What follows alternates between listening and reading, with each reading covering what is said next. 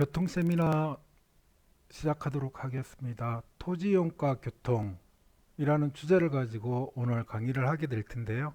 먼저 이런 토지이용과 교통에 대한 관계에 대한 이론적인 측면을 고찰해보고 그 다음에 가장 중요한 또 계획 개념인 대중교통 중심 개발, Transit Oriented Development라고 그러죠. 그래서 TOD를 중심으로 내용을 설명하도록 하겠습니다.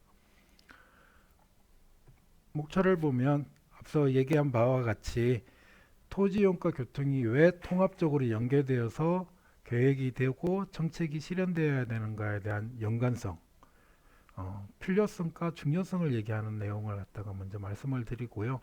그리고 대중교통 중심 개발의 개념, 그리고 그것이 시간이 지나면서 점점점 진화하게 되는데 그 진전되는 동향을 갖다가 한 번 더 설명드리도록 하겠습니다. 그런 다음에 과연 TOD란 무엇이고 어떠한 계획 요소들이 있는가, 그리고 이로 인해서 통행이 어떤 형태로 변화될 수 있을까라는 부분을 말씀을 드리도록 하겠습니다. 먼저 토지이용 교통 연관성 부분인데요. 맨 왼쪽에 있는 이 그림이 굉장히 저에게는 중요하고 대부분 토지이용과 교통 도시계획을 하시는 분들이나 교통계획을 하시는 분들 같은 경우에는 이런 내용을 알고 있어야 되는 내용이 되겠습니다. 실질적으로 보게 되면 우리가 활동이라는 부분하고 그리고 접근성이라는 부분하고 두 가지가 있습니다. 측면에서 본다고 그러면은 접근성이라는 것은 우리가 교통이 되고요. 그리고 활동이라는 것은 토지 이용에 의해서 결정이 된다라고 보시면 됩니다. 그래서 우리가 활동이 이루어지는 것은 토지 이용이 어떻게 되어 있느냐, 주거와 상업, 그리고 제조업, 녹지와 같은 어떤 토지 이용의 용도와 배치, 그리고 그 강도가 어떻게 한 도시 내에서 구성되어져 있는가에 따라서 사람들의 활동 형태가 달라지게 되는 부분들인데, 그러한 활동이라는 것은 결과적으로는 우리가 일반적으로 얘기하는 직장에 간다라는 것은 통근이 되는 거고요. 그리고 쇼핑을 한다라는 것은 쇼핑 통행이 되는 거고, 그리고 업무를 본다라는 것은 업무 통행이 되는 거죠. 이러한 각각의 그 어떤 통행 목적을 달성하기 위해서 통행을 갖다가 결정짓는 요소가 이렇게 나와 있습니다. 그래서 차를 소유하고 있느냐 없느냐, 차를 소유하고 있으면은 승용차를 선택할 것인가 선택하지 않을 것인가, 차가 없다면 결과적으로는 차를 선택하지 못하고 대중교통이나 도보로 갈 수밖에 없겠죠. 그리고 갈 것이냐 말 것이냐, 통행을 할 것이냐 말 것이냐, 어디로 갈 것이냐, 그리고 어떤 교통수단을 선택할 것인가, 어떤 경로로 갈 것인가, 그리고 거기에 따라서 어떻게 되죠? 얼마만큼의 교통량이 해당되는 도로 구간 또는 노선 그 구간의 링크에 적재가 되는 거고, 이에 인해서 우리가 통행 시간이나 거리, 그리고 통행에 대한 비용이 발생을 하게 되는 부분이 되겠습니다. 그래서 도시의 각각의 경제적 활동에 따라서 이런 통행 행태가 결정되어지는 부분을 얘기를 하고요.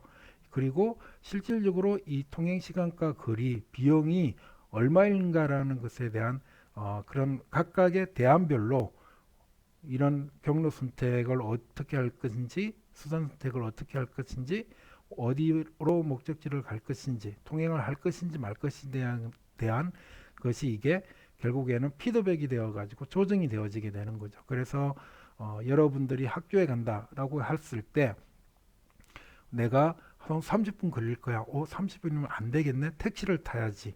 라는 수단을 바꿀 수가 있고요. 학교에 가지 말아야지. 너무 오래 걸려. 이미 시각을 했어. 그래서 나는 학교에 가지 않을 거야. 라는 통행 결정도 할 수 있는 부분들이고요. 그래서 여러분들이 학교에 간다라는 어떤 활동이 실질적으로는 이런 것을 통해서 피드백 과정을 통해서 최종적으로 여러분들이 통행 행태가 결정이 되어지는 거죠. 또한 이런 통행 행태 부분에서 토지 이용이라는 부분이 있습니다. 접근성이라고 그러죠. accessibility라는 부분인데, 이 accessibility에 따라서 결국에는 접근성이 좋은 데는 매력도가 높겠죠. 매력적이겠죠. 그래서 매력적이다라는 부분은 사람들이나 기업들 같은 게 주거 입지, 상업 입지, 공업 입지가 결정이 되는 거죠. 그래서 매력도가 높은 것은 보다 더 고차원의 토지 이용 기능이 가지고 있는 그런 상업 용도의 중심으로 또는 업무 용도 중심으로 토지 이용이 결정이 되어지고요. 그런 어떤 입지 결정이 이루어지게 되면 결국엔 건설이 일어나게 됩니다. 건축이죠. 건물 같은 경우는 건축이 되죠. 그래서 매력도가 높은 지역에서 내가 거주한다. 아니면 영업을 하고 싶다라고 하면은 거기에 대한 의사 결정이 이루어지게 되면 건설이 이루어지게 되고요. 그래서 이주 위치가 결정되고 사람들이 이주하거나 그렇게 하면서 이주를 하게 되면서 결국에는 토지 이용의 변화가 일어나게 되는 거죠. 그러한 토지 이용의 변화에 따라서 또한 활동의 변화가 나타나게 되는 부분들입니다. 그래서 이 활동에 따라서 다시 이런 순환적인 관계가 이렇게 이루어지게 되는 거죠. 이것이 이제 토지 이용과 교통이 왜 서로 밀접하게 연관되어 있는가를 보여주는 내용이라고 볼 수가 있겠습니다. 그래서 우리가 일반적으로 토지 이용은 도시계획, 도시 설계하시는 분들만 하는 거야. 교통은 교통계획만 하시는 분들이 하는 거야. 라고 생각하지만 이 둘은 굉장히 밀접한 관계가 있습니다.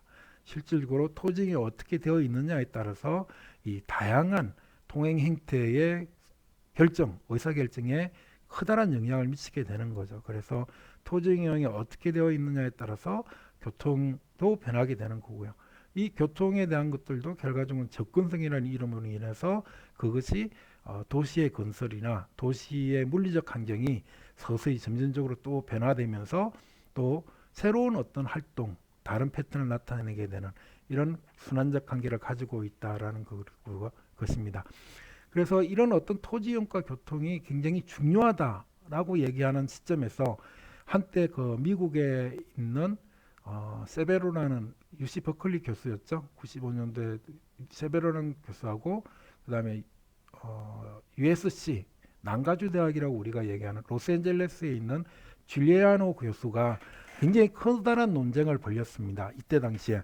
그래서 우리가 미국 같은 경우에 1980년대 중후반까지 굉장히 자동차 중심의 도시고 그리고 자동차의 나라잖아요. 그렇기 때문에 실제 그런 어떤 토지용이나 교통이 자동차 중심으로 이루어지는 교통체계 또 토지용 패턴을 가지고 있었습니다. 그래서 굉장히 심각한 대기 오염을 경험을 했던 동네이기도 하죠. 그래서 이 세베로라는 사람이 토지 이용과 교통의 밀접한 연계 강화를 통해서 도시의 무분별한 확산, 우리가 어번 스포롤이라고 얘기하는 거죠.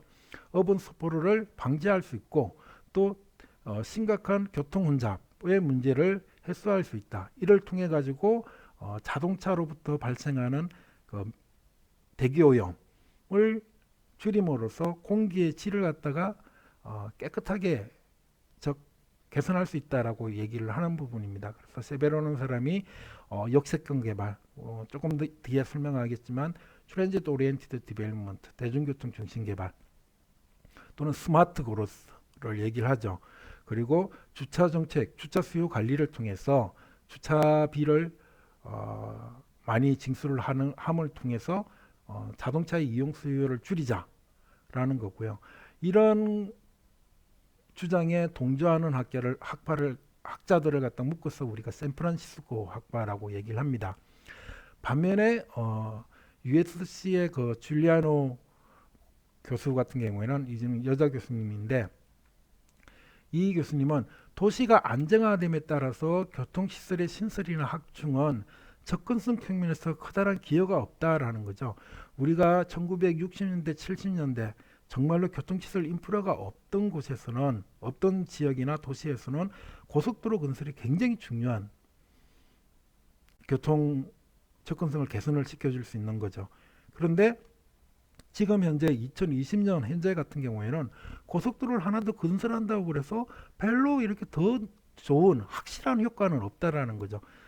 도시가 안정되어 있는 미국 같은 그때 당시 1990년대 중반에는 실질적으로 교통시설의 신설이나 확충적 자체가 이 접근성에 대해서 커다란 개선의 여지가 없을 수 있기 때문에 토지 이용과 교통의 연계 효과는 결과적으로는 지금 현재는 약해져 있는 상태이다. 그러므로 인해 가지고 우리가 토지 이용과 교통을 연계 강화하기보다는 다른 방법으로 대안을 찾아야 된다라고 이렇게 얘기를 하는 부분들입니다. 도시 확산의 주요 요인으로서 자동차 중심의 어떤 교통 체계에 있는 것이 아니라 고용의 교외화가 이루어지고 있고, 그리고 주택과 교통 비용의 감소가 이루어지고 있고, 그리고 사람들이 도시 외곽에 살고자 하는 것은 거기에 살고자 하는 선호도가 높은 사람들이 더욱더 많기 때문에, 그렇기 때문에 이 도시 확산이 이루어지는 거다. 그리고 사람들은 본질적으로 보다 큰 면적을 가진 주택에서 살고 싶어 한다. 그래서 도시가 외곽으로 확산하는 것이다. 이것은 그 시장 기제, 즉 사람들의 어떤 그런 이 시장 경제의 측면에서 도시의 교외화는 당연한 자연스러운 현상일 수 있다. 그렇기 때문에 이런 현상을 우리가 토지 이용과 연계시켜서 할 수 있는 의미가 없고, 한다 하더라도 효과가 없다라는 측면을 얘기하고 있는 게 이 논쟁이 되겠습니다. 그래서 로스앤젤레스 학파고요. 이 두 사람의 논쟁을 가지고 주로 이제 UC 버클리 교수들 그리고 USC 교수들이 많은 논쟁을 벌였고요. 실질적으로 오늘날에는 이런 부분들이 맞을 수가 있어요. 실질적으로 도시화가 안정화됨으로 인해 가지고 그 효과가 상대적으로 미약할 수는 있다. 그렇지만 그래도 지금 현재 겪고 있는 심각한 교통 혼잡, 그리고 대기 오염의 질 악화, 그리고 기후 변화라는 어떤 이슈 부분에서 토지 이용과 밀접한 연계 강화를 해야 된다라는 부분이 지금은 미국 대부분의 어떤 학자들에 의해서 인정을 받고 있는 내용이기도 합니다. 어쨌든 1990년대 중반에 이런 토지 이용과 교통의 연관성에 대한 논쟁도 벌어지기도 했다라는 것을 알고 계시면 될 것 같습니다. 그 다음에 할 수 있는 부분이 우리가 앞에서 얘기한 액티비티라는 게 있었죠. 액티비티와 교통이죠. 액티비티를 하기 위해서 결국에는 교통이 있는 거죠. 우리가 일반적으로 교통을 갖다가 파생 수요라고 얘기합니다. 파생 수요라는 것은 내가 어떤 활동을 위해서 불가피하게 이루어지는 행위가 되는 거죠. 파생 수요, 디라이브드 디맨드라고 표현을 하는데, 결과적으로는 어떤 활동들이 어디에 입지하고 있느냐에 따라서, 거기에 따라서 이 액티비티 간의 인터액션이 달라진다는 거고요. 이러한 인터액션의 차이에 의해 가지고 상호작용에 의해서 결국에는 부동산, 그러니까 건설이나 건축이 일어나게 되는 거고, 이것에 대한 수요와 공급이 맞물려서 결국에는 이퀄리브리엄 상태가 도달하는 상태가 되면은 오늘날의 지금의 토지 이용이라고 볼 수가 있고요. 이러한 토지 이용의 패턴은 결국에는 교통 수요에 영향을 미치는 부분이고요. 이 교통 수요에 영향을 미치게 되면 결국에는 이게 디맨드가 되잖아요. 교통 서비스에 대한 디맨드, 교통 수단에 대한 디맨드도 될 수 있고, 그리고 교통 인프라에 대한 디맨드도 될 수가 있는 부분들이고요. 그래서 이러한 디맨드가 발생을 하게 되면 결국에는 교통 계획하시는 분들은 물리적 기반 시설이나 아니면은 교통 운영적 측면에서 교통 공급을 하게 되는 거고요. 이러한 교통 공급에 따라서 또한 이게 이퀄리브리엄 상태로 순환하면서 결국엔 균형 상태에 도달하게 되는 거죠. 그래서 지금 우리가 이용하고 있는 교통수단 또는 통행 행태는 바로 이 이퀄리브리엄 상태의 통행 행태가 되는 부분들입니다. 그래서 이런 부분들에 대해서 결국에는 접근성과 교통 비용이 결정이 되는 거죠. 그래서 실제 있는 이 부분에서 너무 비싸, 내가 너무 불편해 라고 되게 되면 거기에 따라서 다시 부동산 공급이 다르게 나타나게 되는 거죠. 그래서 이런 부분에 대한 활동의 순환적인 관계가 결과적으로는 토지 이용과 교통이 굉장히 중요할 수 있다라는 부분을 얘기할 수가 있는 겁니다. 그 다음 여기서는 이제 실질적으로 이제 그것을 어떻게 모델링을 해가지고 우리가 예측을 할 수 있을까라는 부분에 대한 초점을 둔 슬라이드라고 볼 수가 있는데요. 일반적으로 여러분들이 교통 계획을 배우셨겠죠. 그 계획을 배우면 이 교통 수요, 트래블 디맨드, 통행 수요는 결국에는 4단계 모형이죠. 우리가 4단계 모형, 교통 수요 4단계, 교통 수요 추정의 4단계 모형, 트립 제너레이션, 통행 발생, 그리고 트립 디스트리뷰션, 통행 분포, 그리고 모달 스플릿, 통행 수단 선택, 그 다음에 네트워크 어사이먼트 또는 루트 어사이먼트, 그래서 노선 배정. 요게 이제 실질적으로 보면 우리가 교통 수요 추정의 4단계인데, 우리가 일반적으로 얘기를 할 때 보게 되면 이 교통 수요 추정의 4단계는 사회 경제적인 또는 인구학적인 요인에 의해서 영향을 받는다라고만 생각을 해 왔습니다. 일반적으로 여러분들이 교통 계획을 할 때 그래서 이제 인구의 변화, 그죠? 인구가 성장하거나 또는 하우스홀드 가구의 구성이 변화되거나 라는 등등의 변화가 일어나게 되면 이런 행태도 변화되게 된다라는 거고요. 그리고 하우스홀드의 어떤 속성들, 크기, 1인 가구, 2인 가구, 4인 가구, 4인 가구일 때하고 1인 가구일 때하고 통행 행태가 굉장히 다르거든요. 그런 분들, 그리고 나이, 연령대, 라이프 사이클을 결정하는 요소죠. 그래서 라이프 사이클에 따라서도 통행의 목적도 달라질 수 있고 통행의 수단도 달라질 수 있고요. 남자와 여자에 대한 통행 수단 선택의 차이도 굉장히 있고요. 교육 수준, 이런 속성에 따라서도 이 통행 행태가 결정이 되는 부분이 되겠습니다. 통행 수요가. 그리고 차가 있느냐 없느냐, 앞서 설명한 것처럼. 그리고 고용 상태, 우리가 정규직이냐 비정규직이냐, 시간제 노동자냐, 아니면 전업주부냐, 아니면 내가 고소득자냐에 따라서도 통행 행태가 달라지는 거죠. 그리고 인구 이동. 그리고 또 한 가지 얘기할 수 있는 게 attitude, preference, perception이라는 부분에 대한 어떤 인식적인 요인들이 되겠습니다. 나는 친환경적인 어떤 것을 좋아하는 사람이야. 그러면 되도록이면 승용차를 갖다가 이용하지 않으려고 그렇죠. 아니면은 또 다른 얘기 같은, 나는 걷는 거 싫어. 주변에 범죄가 두려울 것 같아. 걸어다니면 위험할 것 같아. 그래서 나는 자동차를 탈 거야. 라고 하는 부분에 대한 것들이 이 attitude, preference, perception에 대한 요인입니다. 이거는 이제 개인의 취향에 따라서 또는 어떤 사회적 규범을 어떻게 바라보느냐는 관점의 차이에 따라서 어떤 교통수단을 선택할 것인가 또는 다른 어떤 통행 행태를 할 것인가라는 부분을 결정짓는 요인이 되겠습니다. 그래서 일반적으로 우리가 교통계획을 하는 사람들의 대부분은 이런 부분에 대한 초점을 두어서 우리가 교통수요 추정 4단계 모델링을 하게 됩니다. 근데 실질적으로 보게 되면 이런 어떤 교통수요의 양 자체는, 패턴 자체는 이 사회 인구학적인 요인들 뿐만 아니라 이 랜드 유스 요인들이 굉장히 중요하게 이루어지고 있다는 걸 앞에서 설명했죠. 어디에 입지하고 있느냐, 그죠? 가구가 또는 기업들이, 그리고 용적률이 얼마 정도 되느냐, 주거 용적률이, 고용 용적률이 얼마나 되느냐, 토지 가치가 얼마냐라는 부분. 우리가 일례로 서울 같은 경우에는 너무 비싸서 일반적으로 그 외곽 지역으로 경기도로 이주를 한다고 그러잖아요. 결국 이주를 한 사람들 같은 경우는 어떻게 돼요? 원거리에 통근을 해야 될 수밖에 없는 되는 거죠. 그래서 이런 부분에 대한 얘기, 밸류, 랜드 토지 가격, 그리고 조닝에서도 마찬가지. 조닝은 우리가 주거, 상업, 그리고 녹지, 공업지역으로 등등으로 나누잖아요. 그래서 랜드 유스 조닝에 따라서도 달라지게 되는 겁니다.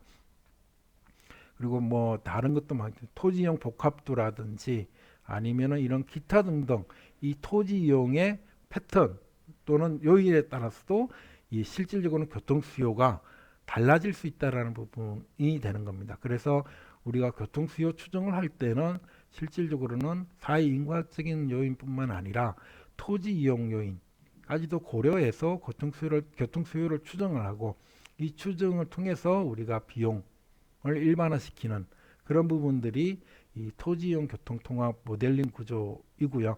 이 구조에서는 결과적으로는 토지 이용은 사회 인구학적인 특성에 의해서 결정이 되어지면서 영향을 받으면서 또한 교통 수요에도 영향을 직접적으로 주는 중요한 계획 인자다라는 것을 여기서 설명하고 있는 거라고 볼 수가 있겠습니다. 여기서는 토지용 교통 연계에서의 계획과 정책의 중요성 부분인데요.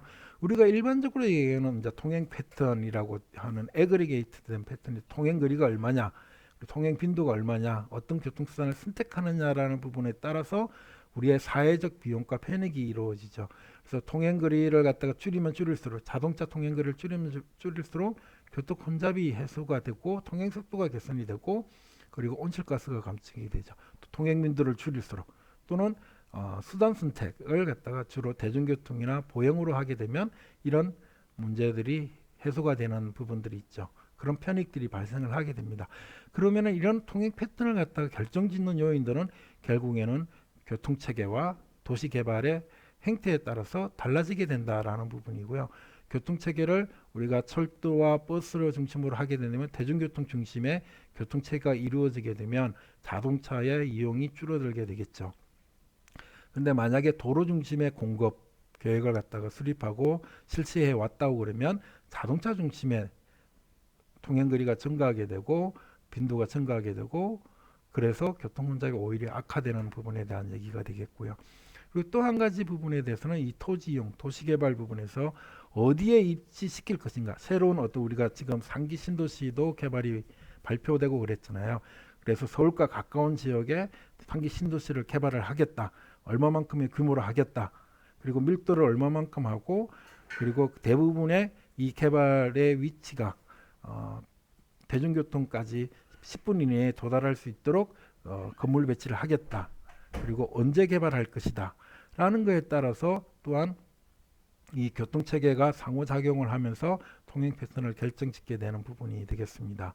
그래서 실질적으로 그 다음 보시게 되면 이런 부분들도 마찬가지 우리가 일반적으로 얘기하는 소음, CO2 배출량, 대기질, 그리고 경관, 수자원 등등의 이런 환경적인 효과에 대한 영향을 미치는 것도 결국에는 트래블 디맨드의 속성에 의해서 결정이 되어지는 겁니다. 그래서 트래블 디맨드는 우리가 얘기하는 OD가 되는 거죠. OD, 오리전 데스티네이션. 어디를 출발해서 어디로 목적지로 갈 거냐, 어떤 교통수단을 모두 초이스할 거냐, 그리고 어떤 루트를 선택할 거냐, 자동차를 소유할까 말까, 그리고 출입 스케줄링, 언제 출발할까, 또는 출발해가지고 거기서 쇼핑을 하고 다시 친구들을 만나고 돌아오는 통행 연쇄 효과 부분에 대한 것들이 이 디맨드 속성에 의해서 되는 거고요. 이런 디맨드에 따라서 결국에 환경적 효과가 달라지게 된다는 건데요. 이 트래블 디맨드는 결국에는 어떻게 돼요? 앞서 얘기한 사회 인구학적인 속성, 개인이나 가구 수준의 사회 인구학적인 속성에서 영향을 줍니다. 또한 실질적으로는 이 사회 인구학적인 속성에 따라서 내가 어디에 살 것인가라는 주거 입지에도 영향을 주게 되죠. 1인 가구일 때와 그리고 20대일 경우 여러분들은 학교 근처에 주로 이렇게 입지를 하려고 그러겠죠. 그런데 40대 가구 같은 경우는 좀 더 학교와 다른 보다 더 양호한 주거 환경을 갖다가 선호하는 패턴이 일어나게 되겠죠. 그래서 주거 입지가 결정이 되어지고요. 이 주거 입지의 결정은 한편으로는 뭐냐면은 잡이 어디에 있느냐라는 것과 함께 이 작가의 거리, 접근성에 따라서 내 주거 입지를 어디에 선택할 것인가라는 것을 또한 고민을 하게 됩니다. 그리고 마찬가지 그것과 함께 더불어 쇼핑이나 우리 아이들의 학교가 어디에 있는지, 여가 시설이 어디 있는지, 병원과 가까운지 등등의 요인을 고려해서 주거 입지가 결정이 되어지는 부분이 되겠습니다. 그래서 직장과 주거의 선택에 대한 상호 의존성이라고 그랬는데 결과적으로는 주거 입지를 결정할 때 결국엔 잡이 어디에 있느냐, 얼마만큼 먼 거리에 있을까, 얼마만큼 비용이 들까, 얼마만큼 시간이 소요될까라는 부분에 의해 가지고 주거 입지가 결정되어지면서 그 주거 입지는 한편으로는 이런 사회의 인구학적인 속성에 의해서 만들어지게 되고요.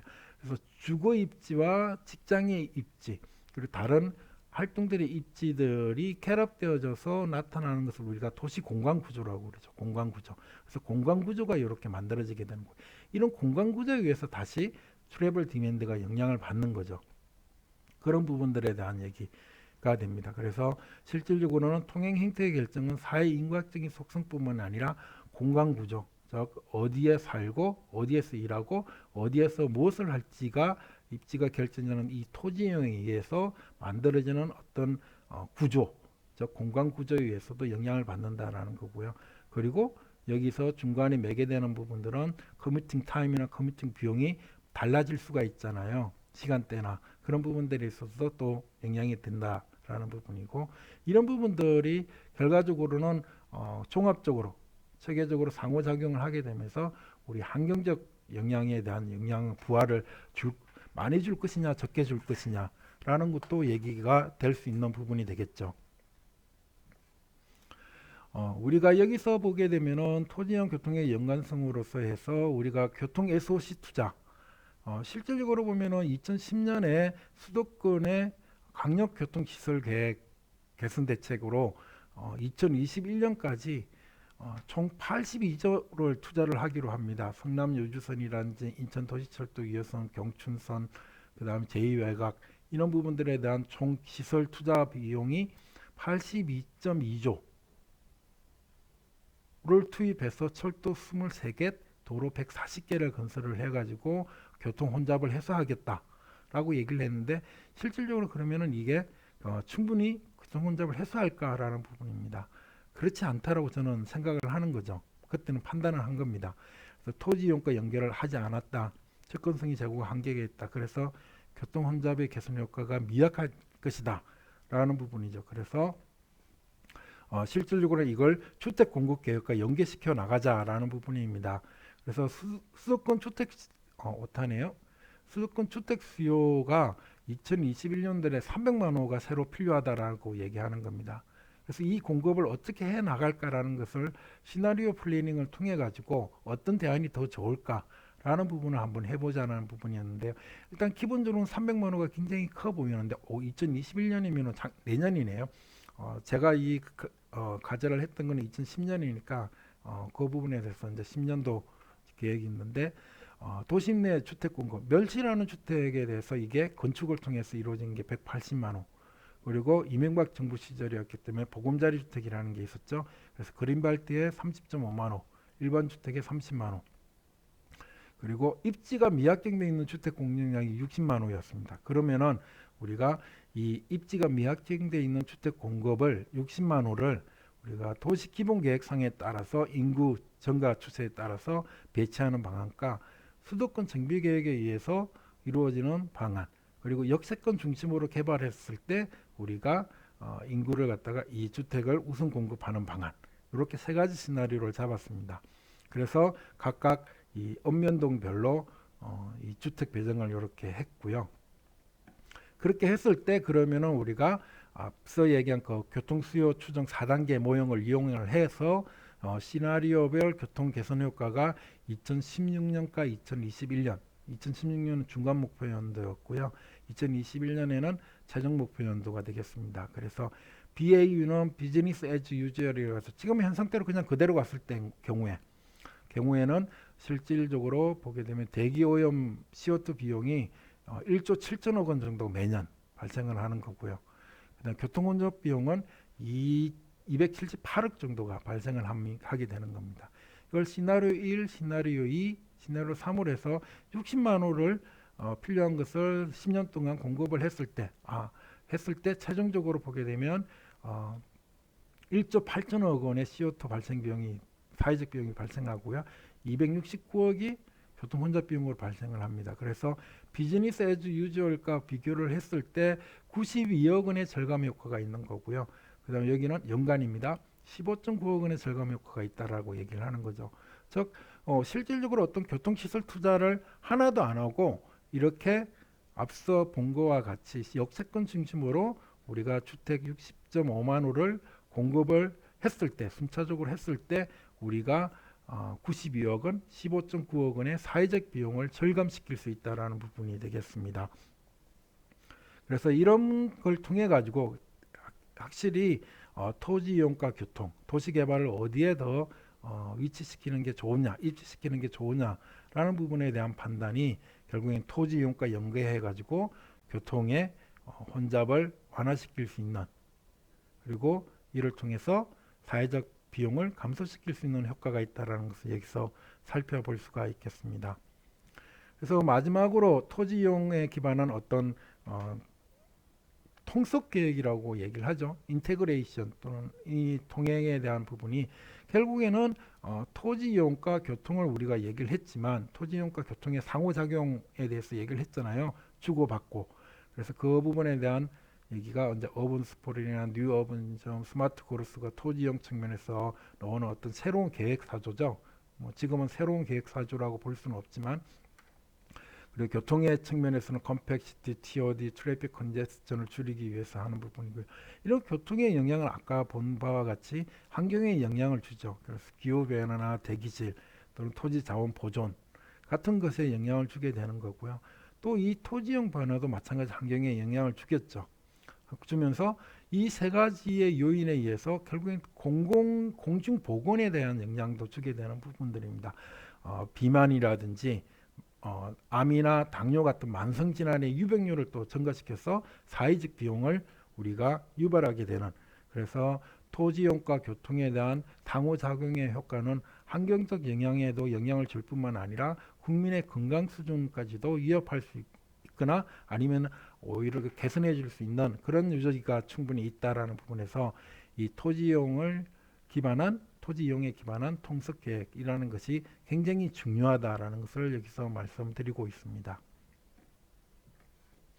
자, 이제는 이런 토지이용과 교통의 통합적 접근의 가장 중심적인 어떤 계획 기법이라고 볼 수 있는 게 우리가 대중교통 중심 개발, 트랜짓 오리엔티드 디벨롭먼트라고 얘기를 합니다. 이 TOD 같은 경우는 캘스롭이라는 사람, 미국 학자인데요. 미국의 건축학자인데 캘스롭이라는 사람이 93년에 책을 펴내면서 얘기를 합니다.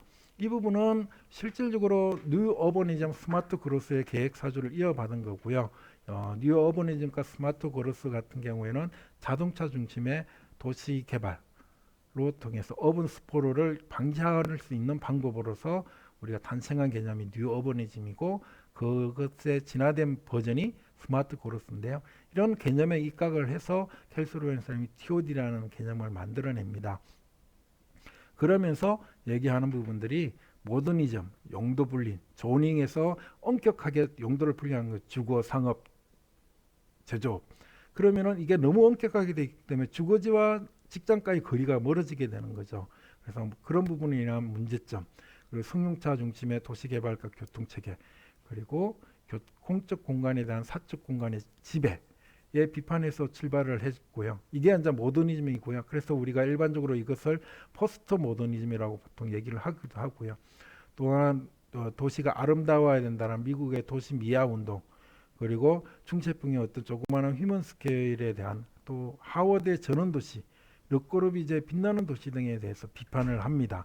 그러면서 지금 현재 우리가 미국의 사람들이 선호하고 있는 교외 주택, 넓은 수영장이 있는 넓은 단독 주택, 그리고 자동차는 최소한 2대 이상이라는 어떤 부분은 구시대의 아메리칸 드림이라고 비판을 합니다. 그러면서 실질적으로는 새로운 아메리칸 드림은 어떻게 되느냐 하면은 결국에는 지금 현재 미국이 겪고 있고 또 우리나라도 겪고 있는 소득 증가가 없는 고령화와 1, 2인 가구 사회, 그리고 양극화 시대에서 실질적으로 미국의 새로운 아메리칸 드림은 TOD 패턴으로 갈 수밖에 없을 것이다. 그래서 이렇게 얘기를 주장을 하면서 TOD 개념에 대한 내용을 갖다가 얘기를 합니다. 그래서 TOD는 도시형 TOD와 근린형 TOD 그리고 지역개발 형태까지 나오는 거고요. 요거는 이제 마을 단위 형태 부분인데 중간선 도로가 여기 있다고 그러면 대중교통 중심을 해서 상업과 그리고 주거, 보행거리 내에 있는 거죠. 보행거리 내, 그리고 대중교통 결절점과 도로 주변에는 주로 오피스 쪽으로 이렇게 해서 토지 이용의 효율성을 제고하면서 보행 중심으로 대중교통을 이용할 수 있도록 이렇게 만들어주는 게 TOD 개념이다라는 부분이고요. 그것을 이제는 새롭게 확장하는 도시의 형태, 새로운 신개발이 있을 뉴타운 같은 경우에는 대중교통을 연결시켜서 우리가 뉴타운 개발을 하자. 만약에 그렇지 않으면 어번 그로스 바운드리라는 게 유집이라고 보통 얘기를 하는데요. 어번 그로스 바운드리 내에서 이 개발할 수 있는 땅을 우선적으로 개발하고, 신개발은 이 실질적으로 대중교통 기반 시설이 없는 곳은 금지를 시키는 그런 부분들을 통해서 우리가 도시권의 공간 구조를 이런 TOD 형태로 가져가자라는 부분에 대한 얘기를 하고 있습니다. 그렇지만 이때 캘스럽이 얘기할 때는 실질적으로는 미국이란 그때 당시에 공간 구조 형태는 자동차 중심의 교통이었고 대중교통이라는 서비스가 상당히 약했습니다. 그렇기 때문에 그렇게 대중교통이 없어도 우리가 TOD 효과를 유발할 수 있다라고 주장을 하게 되는 거죠. 주장을 하고 했습니다. 그래서 일반적으로 TOD를 우리가 이 캘스롭이 얘기했을 때는 밀도를 고밀도로 하고 토지 이용을 다양화시키고 그리고 보행 친화적인 도시 설계를 가져가자라는 게 이제 그 캘스롭의 얘기였고요. 그것을 이어받아서 이걸 지표화시킨 사람이 세베로라는 사람이었습니다. 그래서 3DS 해서 고밀도의 복합적 토지 이용, 다양한 토지 이용과 보행 친화적인 도시 설계라는 개념을 우리가 TOD다라고 이렇게 얘기를 합니다. 그러면서 또 2009년에 추가로 두 개가 더 나타납니다.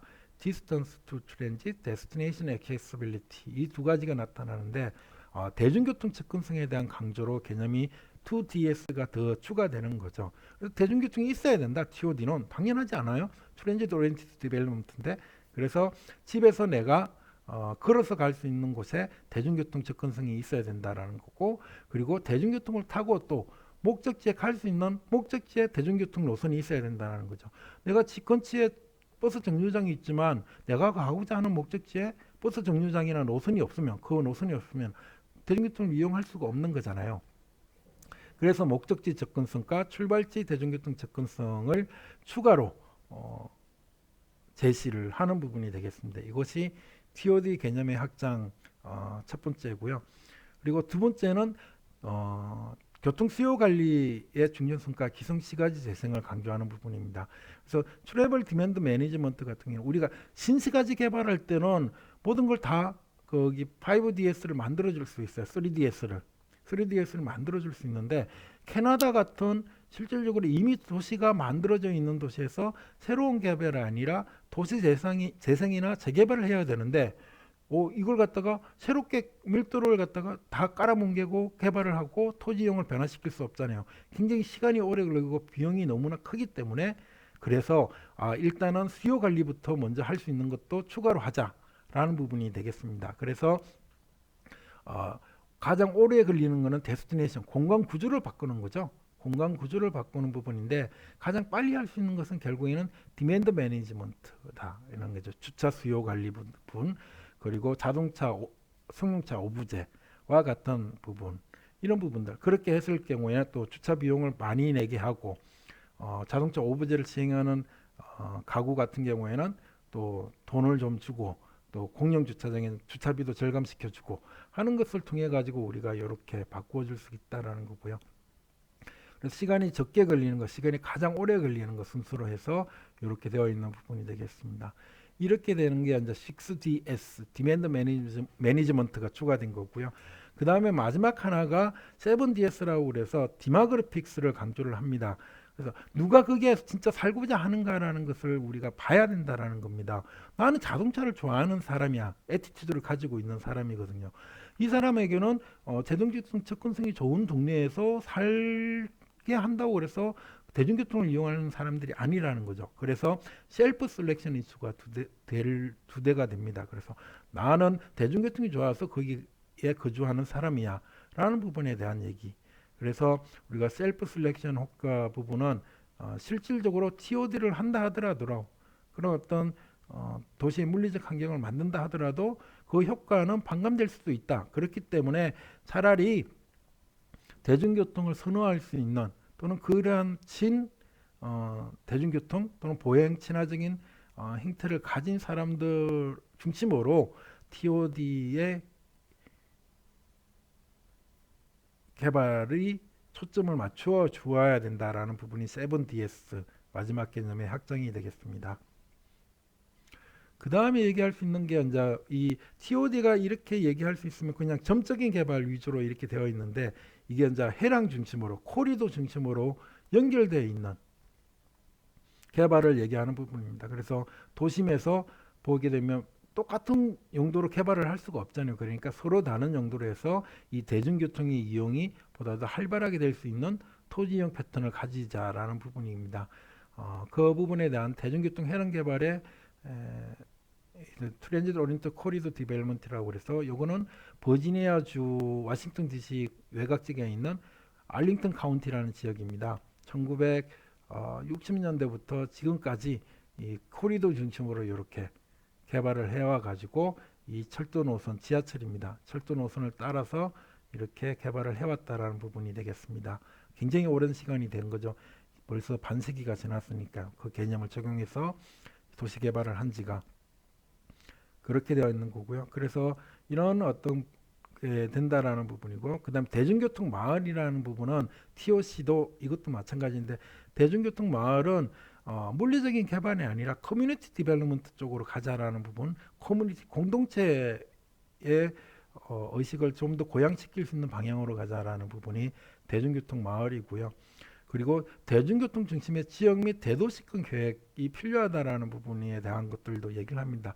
원래 캘서립이 실질적으로 추천을 했던 거는 그죠? 이런 마을 단위 개발뿐만 아니라 이런 지역 차원의 그죠? 지역 차원의 개발도 같이 연계해야 된다라고 얘기를 했고요. 그 개념을 실질적으로는 오레곤주 포틀랜드에서도 앞에서 UGB라고 그랬죠. 어본 고로스 바운더리. 그래서 그 바운더리 선 내에서 벗어나서 개발을 할 수가 없도록 하는 엄격한 그런 규제와 함께 대중교통 중심이 아니면 실질적으로 새로운 기반 시설이 없으면 대중교통에 대한 개발을 불허하는 그런 방향으로 가는 지역의 지역 차원의 그런 TOD 개발 형식이 들어가 있는 거죠. 또 한 가지 같은 경우에는 여기서 보시게 되면 그린 TOD라고 그래서 그린 어바니즘을 가지고 우리가 얘기를 하고 있습니다. 여기는 독일의 한마비 스튜트인데요. 그래서 녹색교통과 녹색도시를 결합시키자라는 부분이 되겠습니다. 그래서 기반 시설 같은 경우 그리고 이런 부분들에 대해서 주차 수요 관리, 혼잡 통행료, 주차, 차량 공유 시스템, 뭐 격자형 도로망, 교통 정원화 같은 기반들 이런 부분들이 이제 녹색교통 그리고 도시 같은 경우는 에너지 같은 경우 쓰레기 에너지 재생, 재활용, 그죠? 그리고 에너지 효율적 가전 시설, 그리고 스톰워터 처리, 빗물 집합 시설 이런 부분들을 통해 가지고 결국에는 그린 TOD, 즉 환경적으로도 보다 더 친화적인 부분과 결합시켜서 우리가 그린 TOD라는 개념도 등장을 했다라는 것을 말씀드릴 수가 있겠습니다. 자, 여기까지가 실질적으로 이제 그 TOD 개념의 확장 부분을 얘기했고요. 이제는 이제 TOD 계획 요소를 하나하나씩 한번 살펴보겠습니다. 먼저 가장 중요하다고 볼 수 있는 게 공간 구조죠. Destination Accessibility 부분입니다. 그래서 목적지 접근성이 대중교통 중심으로 가야 된다라는 부분. 우리가 여러분들도 가장 자주 느끼는 게 A에서 B까지 여러분들 집에서 학교까지 올 때 나는 이렇게 쭉 바로 오면 되는데 자동차를 타고 오면 바로 쭉 오잖아요. 버스를 타면 이게 돌아가요. 그죠? 그래서 노선은 있지만 너무 돌아가 가지고 오히려 시간이 오래 걸려서 내가 너무 불편하다. 그러면 안 타게 되는 거죠. 그래서 이런 어떤 이 직선화 부분에 대한 얘기가 이 목적지 접근성을 제고시켜 줄 수 있는 방법이라는 거죠. 그래서 이런 걸 해야 된다라는 부분이 TOD 계획 요소 중에 하나고요. 그래서 이런 어떤 컨티뉴어스에서 띄엄띄엄 있는 것, 또 돌아가는 것, 그죠? 또는 분기되어 가지고 되어지는 것, 이런 것들은 안 좋다라는 거죠. 그래서 목적지 접근성을 제고할 수 있도록 해야 된다라는 거고요. 그리고 두 번째 부분은 우리가 보행 접근성 부분인데 버스 정류장이 있는 건데 왼쪽과 오른쪽의 그림의 차이가 뭔지 아세요? 왼쪽과 오른쪽의 차이 같은 경우에는 실질적으로 보면은 집이죠. 여기도 집이라고 본다고 그러면 버스 정류장이 여기까지 있습니다. 직선 거리는 다 175m예요. 175m인데 내가 걸어가려고 그러면 버스 정류장까지 차로 가거나 버스로 걸어서 가려고 그러면 1000m를 가야 된다는 거야. 이런 개발 행태는.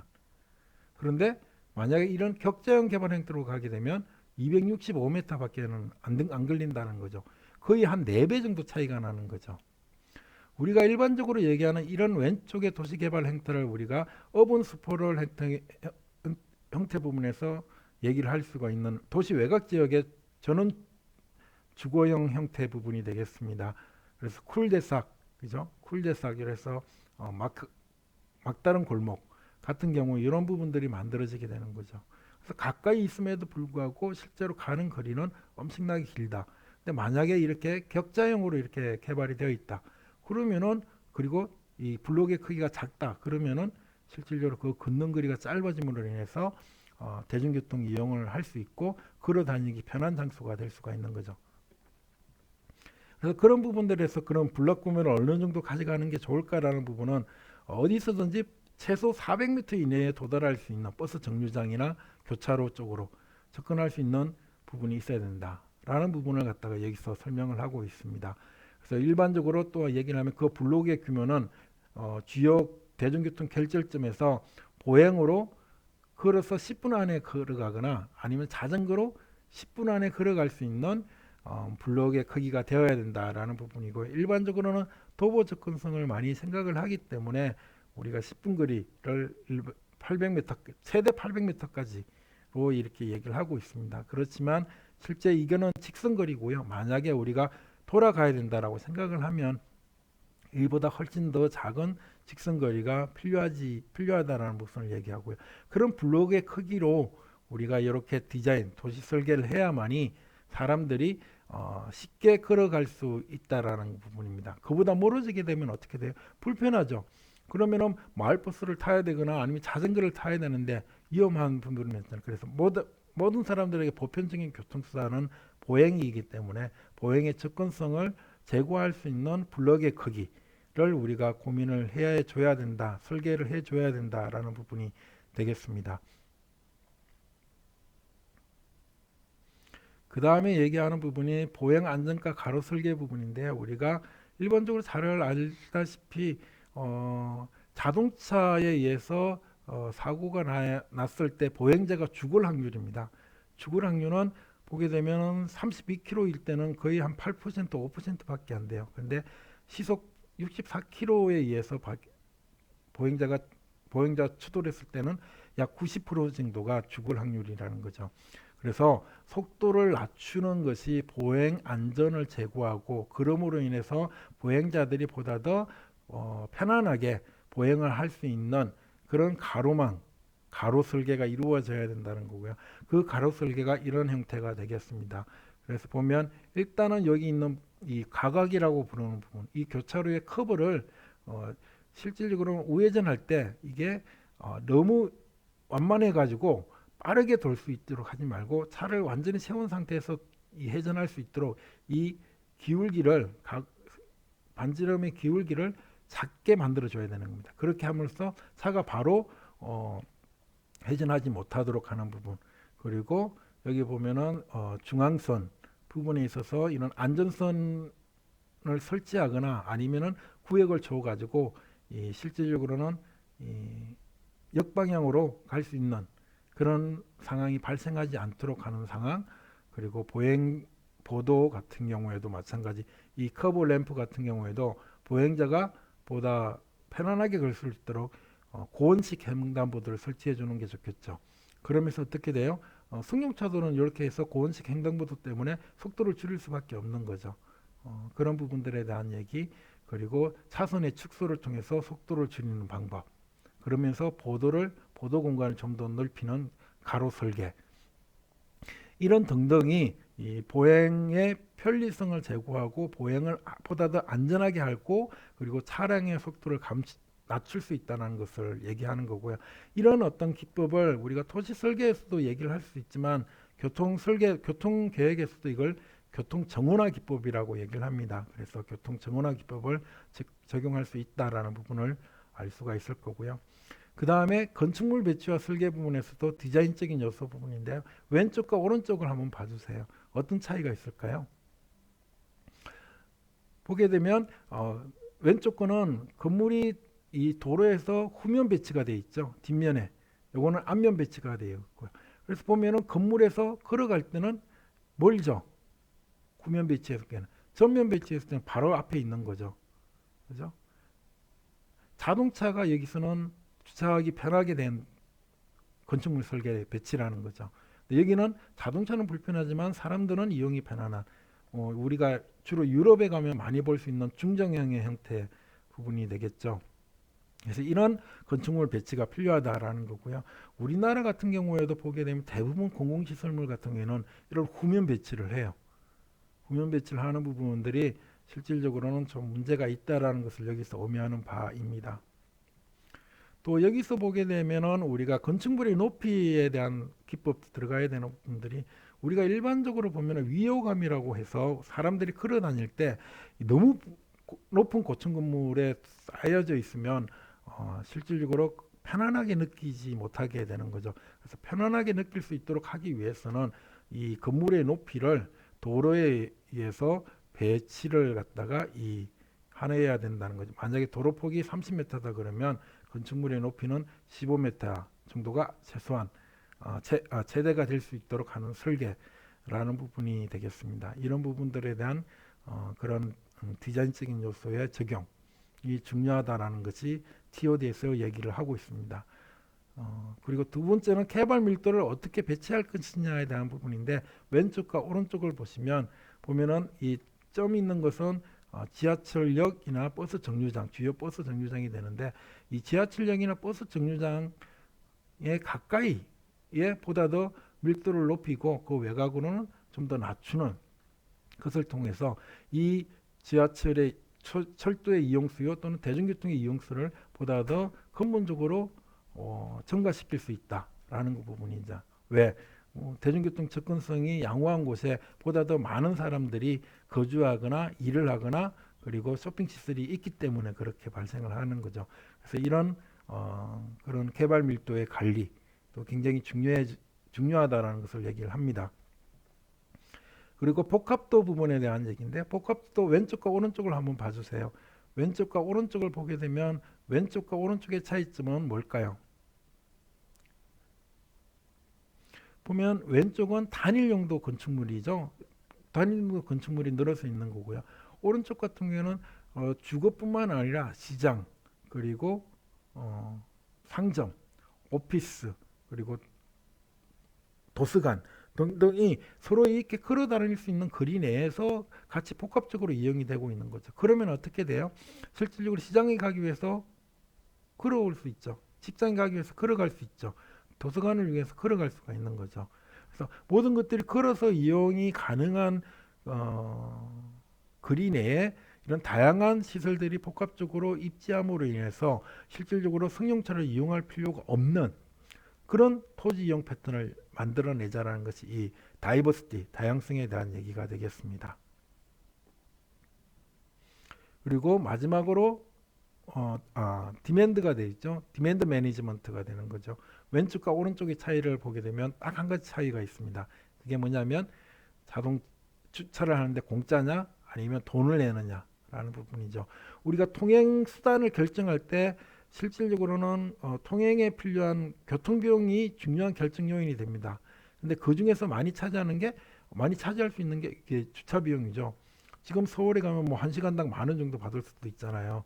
그리고 한 2시간 지나면 3만 원 정도 나오고 이걸 가지고 우리가 아무리 그 월급 수준이 소득 수준이 높은 사람들 같은 경우에도 그 정도는 감내하기 힘들죠. 그래서 주차를 공짜로 하지 않고 돈을 받음으로 인해 가지고 실제 사람들이 승용차를 덜 선택할 수 있도록 하는 부분에 대한 얘기 또는 뭐 승용차 오브제를 이용해서 내가 월화수목 금목 중에서는 하루는 승용차를 안 가져갈 수 있도록 한다든지 그런 부분들에 대한 아니면 톨 비용을 높인다든지 그죠? 교통 비용을 전반적으로 제어하면서 관리함으로 인해서 그 자동차의 교통 수요를 관리할 수 있는 방안이 되게 되는 거죠. 그것을 우리가 교통 수요 관리라고 얘기를 하는 부분이 되겠습니다. 자, 그러면은 이런 6가지 계획 요소 중에서 실질적으로는 우리가 코리도 그리고 마을 단위 수준 그리고 개별 사이트 수준에서 어떤 게 더 좋을까라는 것을 봤을 때는 데스티네이션은 코리도 수준이 굉장히 중요하고요. 디스턴스 투 트랜짓 교통 접근성 대중교통 접근성이죠. 대중교통 접근성은 마을 단위에서 계획을 하는 것이 더 중요하고 그리고 디자인 보행 친화적인 설계 같은 경우에는 마을 단위 수준도 중요하지만 더욱더 중요한 것은 사이트 중심으로도 이 디자인이 이루어져야 된다라는 부분이고요. 캐러바 밀도 같은 경우는 네이버후드 마을 단위 수준에서 중요하고 다이버시티 토지형 복합도는 마을 단위뿐만 아니라 코리도 수준에서 복합도를 중요하게 하게 되면 보다 더 자동차 의존적인 교통 체계를 교통 패턴을 우리가 변화시킬 수 있다라는 거고 디맨드 매니지먼트 같은 경우 마일 단위에서 적용하면 보다 더 큰 효과가 있을 것이다 라는 부분이 되겠습니다. 지금까지 토지용과 교통 통합 연계가 왜 필요한가라는 부분은 실질적으로 교통시설 공급 위주의 투자는 비효율적이다라는 부분을 얘기할 수 있는 것이고요. 두 번째는 교통 계획만으로 교통 혼잡의 저감이나 그런 부분들이 불충분하다라는 부분에서 토지용 교통 통합의 연계가 필요하다는 거고요. 그를 통해서 우리가 연계를 하게 되면 토지 자원을 효율적으로 사용할 수 있고 그리고 환경적 피해를 근원적으로 해결할 수 있고요. 그리고 비만과 만성질환과 같은 유병률의 공정부분의 문제점의 해소 수단으로서도 활용할 수 있다라는 부분에서 토지용과 교통의 연계가 통합적 연계가 중요하다라는 거고요. 그런 연계의 중요한 계획 기법 중에 하나로서 TOD 대중교통 중심 개발에 대해서 설명을 했습니다. 그래서 거기서 보면 density, diversity, design, distance to transit, destination accessibility, demand management, demographics, 7DS를 얘기를 한 부분이고요. 이를 통해 가지고 대중교통 중심 개발을 함으로써 우리가 소개하고 있는 심각한 교통 혼잡 그리고 대기질의 악화 그리고 공정보건의 위해 등등을 우리가 선제적으로 대응할 수 있는 중요한 계획 기법이라고 볼 수가 있겠습니다. 지금까지 토지용 교통 통합적 연계와 TOD에 대해서 강의를 했습니다. 오랜 시간 동안 시청해 주셔서 감사합니다. 수고하셨습니다.